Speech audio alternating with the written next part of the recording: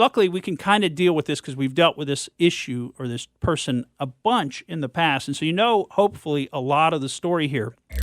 And that is none other than Jeffrey Epstein.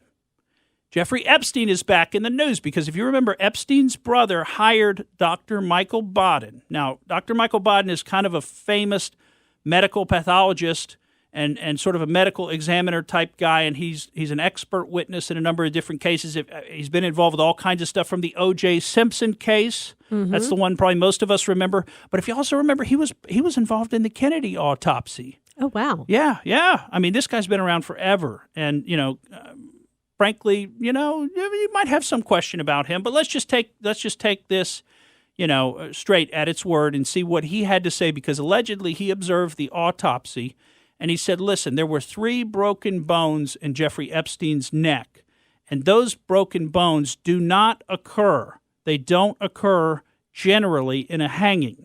They occur in a strangulation because that's the only time you get the kind of force on the neck itself. Remember, a hanging is like a force stretching the neck, not a force compressing the neck.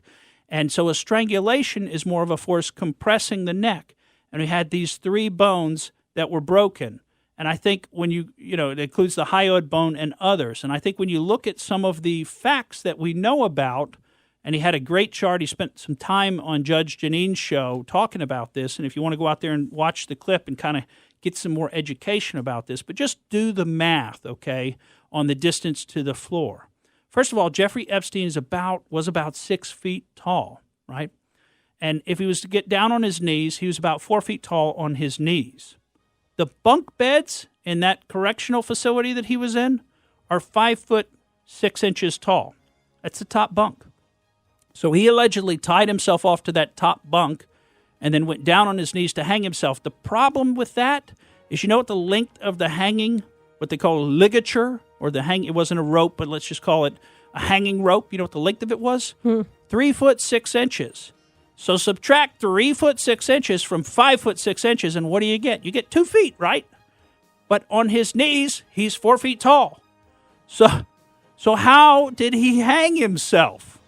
He didn't fall far enough. And by the way, he didn't fall at all.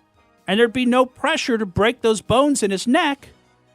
And this thing is just falling apart all over the place. And we didn't even get to the fact that Trevor Noah asked Hillary Clinton how she killed him.